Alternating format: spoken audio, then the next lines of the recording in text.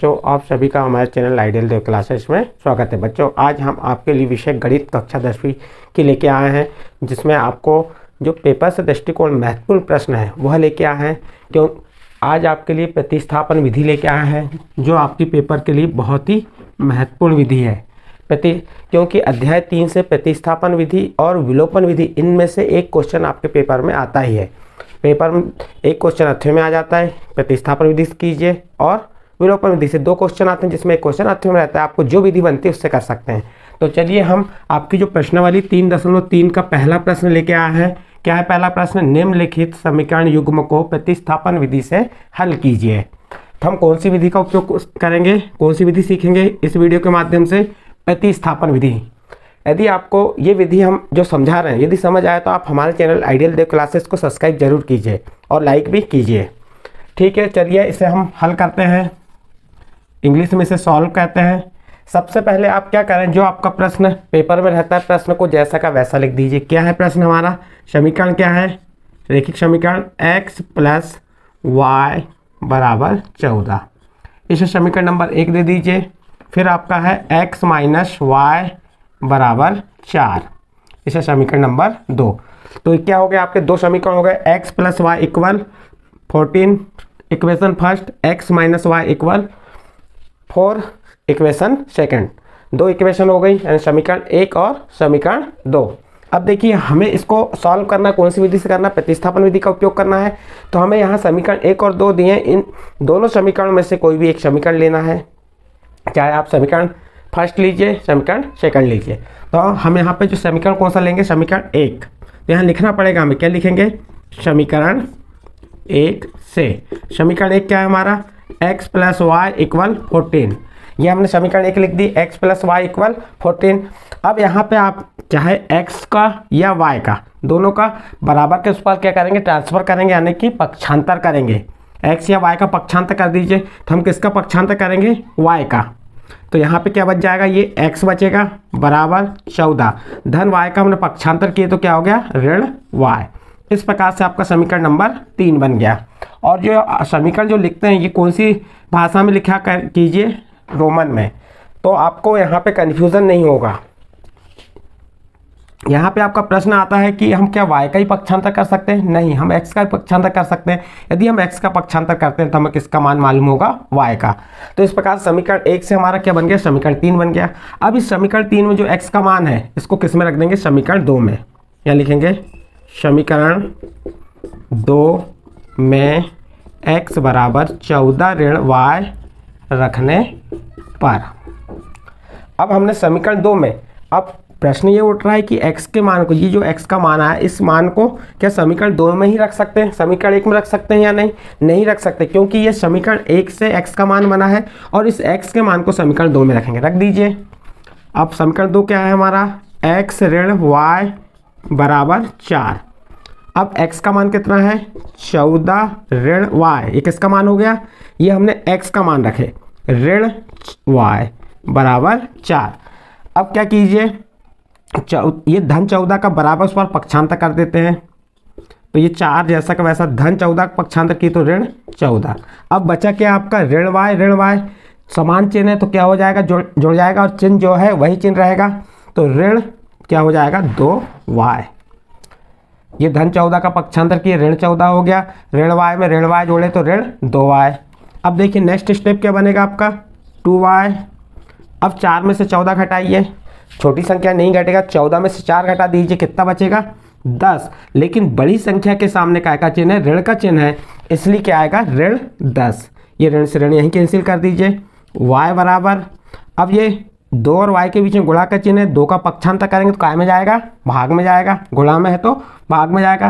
तो 10 भागित क्या हो जाएगा? 2। तो y बराबर क्या होगा? 2 का भाग 10 में दी कितने बार गया? 5 बार। तो ये y का मान 5 आ गया। किसका मान आ गया? ये y का। इस y के मान को आप कहाँ रख देंगे? समीकरण 3 में। y का मान कहाँ रख देंगे हम? समीकरण 3 में। तो यहाँ लिखेंगे समीकरण 3 में y का मान रखने पर। अब समीकरण 3 हमारा क्या है? देख लीजिए। x = 14 ऋण y। x = 14, y का मान कितना आया? y का मान 5 आया तो y के स्थान पर क्या रख देंगे 5, तो इसके सामने क्या का चिन्ह है ऋण 5। तो x बराबर 14 में से 5 घटा दीजिए, 14 में से 5 घटे कितना बचेगा 9, 14 में से 5 घटा कितना बचा 9। इस प्रकार से आपका किसका मान आ गया, ये x का मान आ गया। तो आपको ये x और y के मान मालूम हो गए। तो प्रश्न में क्या कहा था, निम्नरेखीय समीकरणों के प्रतिस्थापन विधि से हल कीजिए, जिसमें आपको x और y के मान निकालना था। अंत में क्या लिख देंगे लास्ट में, अतः समीकरण या निकाय हल लिख दीजिए यहाँ पर सीधे, अतः निकाय हल x बराबर 9 एवं y बराबर 5 है। इस प्रकार से आपका जो प्रश्नावली 3.3 का पहला प्रश्न जो था आपका हल हुआ, पहले प्रश्न का पहला प्रश्न हल हुआ। कौन सी विधि से हल किए, से प्रतिस्थापन विधि से। इसी प्रकार इसका सेकंड नंबर क्वेश्चन देखते हैं। यहाँ पे आपका फर्स्ट नंबर को क्वेश्चन कंप्लीट हुआ, इसके बाद सेकंड नंबर क्वेश्चन करेंगे।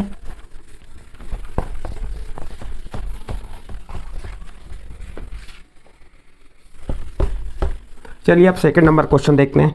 इसका सेकंड नंबर क्वेश्चन क्या कहा है, सेकंड नंबर क्वेश्चन में दिया हुआ है s ऋण t बराबर 3, s ऋण t बराबर 3। फिर दिया हुआ है आपका s बटे 3 ऋण धन t बटे 2 बराबर 6। ये आपका नेक्स्ट प्रश्न है। इसे भी कौन सी विधि से हल करके देखेंगे, प्रतिस्थापन विधि से हल करेंगे। अब देखते हैं प्रतिस्थापन विधि से कैसे हल करेंगे इसे। सबसे पहले आप क्या लिख लेंगे, हल लिखेंगे। हल लिख दी हमने। फिर क्वेश्चन उतारे s ऋण t बराबर 3, ये बन गया हमारा समीकरण नंबर 1।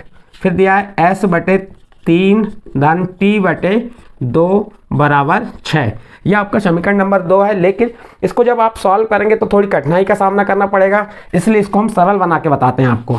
क्या कीजिए, ये दोनों जो दिए s बटे 3 धन t बटे 2, इसका क्या ले लेंगे आप, एलसीएम ले लेंगे। एलसीएम क्या आ जाएगा, लघुत्तम समापन 3 दूनी 6, 2 का s में गुणा किए 2s, 3 का t में किए तो 3t बराबर 6, 2s धन 3t। अब ये गुणा भागित में तो काय में चल जाए गुणा में, तो 6 का 6 में गुणा की 6 6 36। इस प्रकार से आपका समीकरण नंबर 2 बन गया। ये समीकरण 2 बन गया आपका यहाँ पे। अब इसे सॉल्व कीजिए तो उसी प्रकार जैसे अभी आपको बताए थे, आपके 2 समीकरण बन गए, समीकरण 1 और 2। पहले किसी भी एक समीकरण को ले लीजिए। जैसे हमने किस समीकरण को ले लिया, समीकरण 1, यहाँ लिख देंगे समीकरण 1 से। समीकरण 1 क्या है हमारा, s ऋण t बराबर 3। हम क्या करेंगे, ये ऋण t का पक्षांतर कर देते हैं, तो यहाँ क्या बचेगा s, 3 ऋण t का पक्षांतर किए तो धन t। यहाँ पे आपका कौन सा समीकरण बन गया, समीकरण नंबर 3 बन गया। अब इसके बाद देखिए नेक्स्ट आगे क्या करेंगे। अब इस s के मान को, जो s का मान आया, इस s के मान को क्या करेंगे, समीकरण 2 में रख देंगे। यहाँ लिखेंगे समीकरण 2 में s बराबर 3 धन t रखने पर।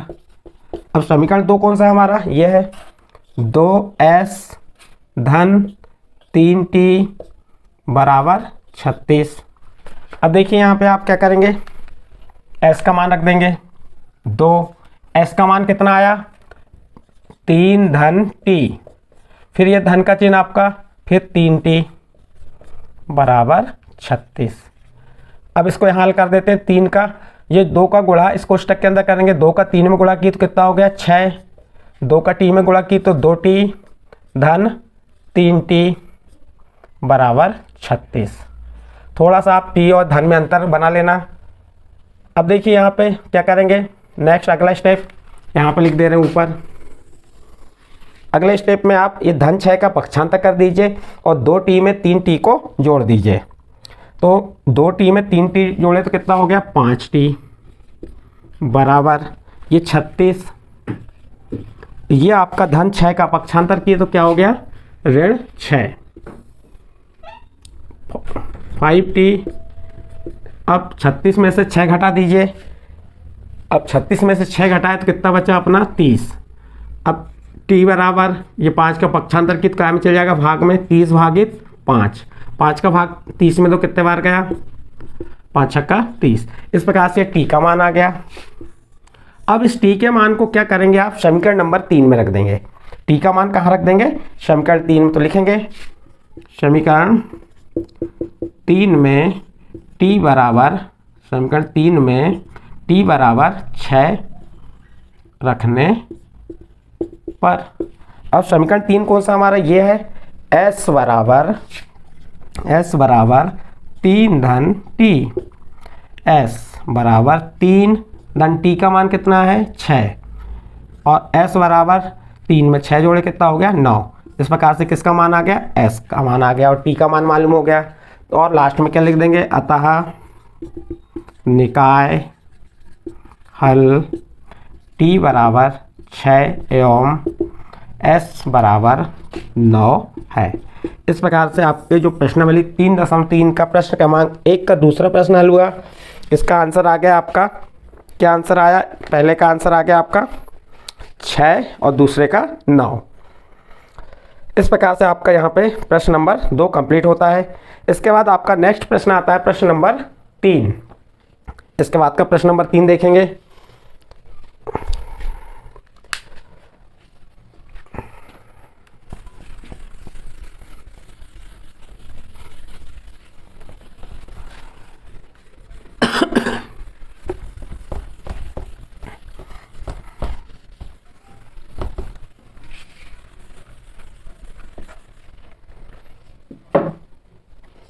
चलिए इसका प्रश्न नंबर 3 देखते हैं। प्रश्न नंबर 3 में क्या कहा है, 3x ऋण y बराबर 3 और फिर दिया है 9x ऋण 3y बराबर 9।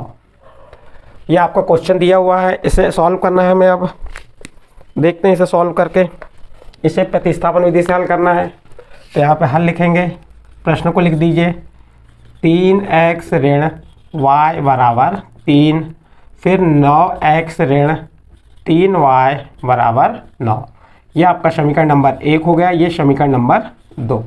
ये आपके समीकरण 1 और 2 हो गए। अब इसमें देख सकते हैं आप, इसे हल करेंगे। समीकरण 1 से पहले ले लेते हैं, क्या लिखेंगे हम यहाँ पे, समीकरण 1 से। अब समीकरण 1 क्या है हमारा, 3x ऋण y बराबर 3। अब क्या करेंगे, ये ऋण y का पक्षांतर कर देते हैं। तो यहाँ क्या बचेगा, 3x 3 ऋण y का पक्षांतर की तो धन y, फिर x बराबर, यहाँ पे गुणा का चिन्ह है तो ये 3 का पक्षांतर करेंगे काय में जाएगा, भाग में। तो 3 धन y भागित क्या आ जाएगा 3।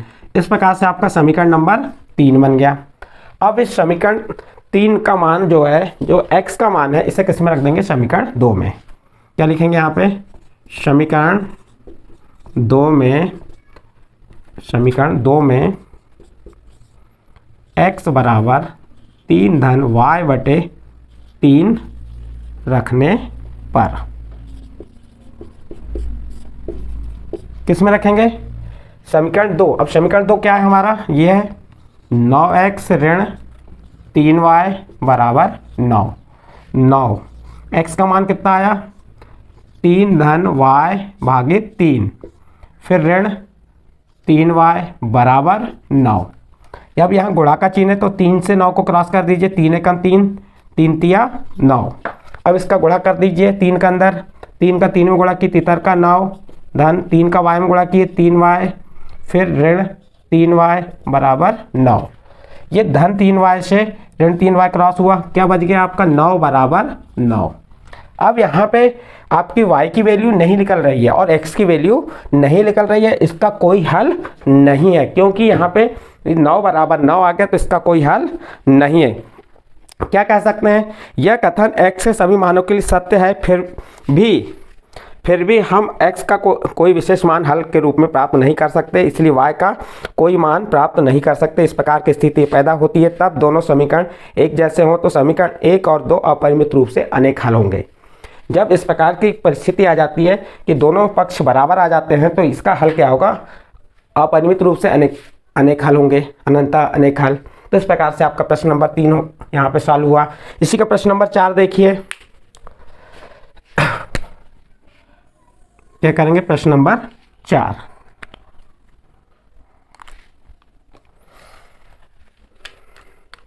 प्रश्न नंबर 4 में क्या दिया हुआ है? 0.2x। प्रश्न नंबर 4 है 0.2x धन 0.3y बराबर 1.3। फिर दिया सेकंड समीकरण 0.4x धन 0.5y बराबर 2.3। इस प्रकार से ये प्रश्न दिया। अब इसको सॉल्व करेंगे हम। देखते हैं इसको सॉल्व करके। ये दशमलव में है। दशमलव में देखने के बाद ऐसा लग रहा है कठिन प्रश्न, लेकिन कठिन नहीं है। इसको हल कीजिए। क्वेश्चन लिख दीजिए 0.2x धन 0.3y बराबर 1.3। फिर हो गया 0.4x धन 0.5y बराबर 2.3। हम दशमलव को हटा देते हैं। देखिए यहाँ पे बराबर के इस पाल भी एक संख्या बाद दशमलव, इधर भी एक संख्या बाद दशमलव है, तो यहाँ 10 हो जाता। तो ये दशमलव डायरेक्ट हट के क्या बन जाएगा? ये 2x धन 3y बराबर 13। अभी बताते हैं कैसे आया ये। इसे समीकरण नंबर 1 दे दीजिए। ये बन जाएगा 4x धन 5y बराबर 23। ये समीकरण नंबर 2। देखिए मैं इसे हल करके बता रहा हूँ। 0.2 है, x धन 0.3y बराबर 1.3 है। तो ये दशमलव के कितनी संख्या बाद है? एक संख्या बाद। तो 2 के भागित क्या हो जाएगा? 10x धन 3 के भागित क्या हो गया? 10y बराबर 13 के भागित 10। इसका एलसीएम क्या आ गया? 10। तो ऊपर क्या रहेगा? 2x धन 3y बराबर 13 भागित 10, और ये पक्षांतरों के गुणा में चल जाएगा। तो ये 10 से 10 कैंसिल हो गया। तो इस प्रकार से ये 2x धन 3y बराबर 13 आ जाएगा। इसी प्रकार सेकंड समीकरण हल हो जाएगा। अब देखिए यहाँ पे इसे आगे हल करेंगे। तो यहाँ से कोई भी एक समीकरण ले लीजिए। समीकरण 1 लीजिए या समीकरण 2। कौन सा लेंगे? समीकरण 1 से। यहाँ लिखेंगे समीकरण 1 से। समीकरण 1 क्या है हमारा? 2x धन 3y बराबर 13। अब किसी का पक्षांतर कर दीजिए, x वाले का या y वाले का। हम y का पक्षांतर करते हैं तो यहाँ क्या बचेगा? 2x 13 धन 3y का पक्षांतर किए तो ऋण 3y। तो x बराबर 13 ऋण 3y भागित में क्या आ गया? 2। इस प्रकार से आपका समीकरण नंबर 3 बन गया ये। अब देखिए आप क्या करेंगे? इस x के मान को समीकरण 2 में रख देंगे। समीकरण 2 में किसका मान? x बराबर 13 ऋण 3y भागित 2 रखने पर समीकरण 2 क्या है हमारा? 4x धन 5y बराबर 23। अब इसमें किसका मान रखेंगे? x का मान। तो 4x का मान कितना है? 13 ऋण 3y भागित 2, फिर ये धन का चिन्ह 5y, फिर 23 जैसा का वैसा। आपने क्या किया यहाँ पे? हमने ये किए कि x का मान रख दी बस, बाकी जैसा का वैसा लिख दिए। अब ये 4 गुणा में तो 2 एकम 2, 2 दूनी 4, 2 बार भाग चले गया इसमें। अब इस 2 का गुणा 13 और ऋण 3y की, 13 दूनी 26, 2 तिया 6y धन 5y बराबर 23। अब क्या करेंगे? ये धन 26 का पक्षांतर कर देंगे और ऋण 6y में से धन 5y को घटा देंगे। क्यों घटाएंगे? क्योंकि ऋण और धन के चिन्ह है। तो देखिए अब इसे घटा दीजिए तो क्या आ जाएगा? ऋण y। बड़ी संख्या के साथ ऋण का चिन्ह है इसलिए ऋण y आया। 6 में से 5 घटाए 1 बराबर 23 धन 26 का पक्षांतर किए तो ऋण 26। तो ऋण y बराबर क्या आ गया? 23 में से 26 घटाए तो ऋण 3। ऋण से ऋण कैंसिल हो गया। तो y का मान क्या हो गया आपका? देखिए y का मान क्या आ गया? y बराबर 3। ये आपका किसका मान आ गया? y का मान। इस y के मान को आप समीकरण 3 में रख दीजिए। किस में रख देंगे? यहाँ पे जो आपका ये समीकरण 3 है इसमें रख देंगे। चलो रख देते हैं। समीकरण 3 क्या है हमारा? ये लिख देंगे समीकरण 3 में y बराबर 3 रखने पर समीकरण 3 क्या है हमारा? x बराबर 13 ऋण 3y भागित 2। तो x का मान 13 ऋण 3, y का मान कितना आया? 3 भागित 2। तो x बराबर क्या हो गया? 13, 3 का 3 में गुणा कि 73 का 9 भागित 2। तो x बराबर 13 में से 9 घटा दीजिए, कितना आएगा? 13 में से 9 घटाइए, कितना आ जाएगा? 4। 13 में से 9 घटाएंगे तो 4 आएगा भागित 2। 2 का भाग 4 विधि कितने बार गया? 2 बार। तो x बराबर क्या आ गया? 2।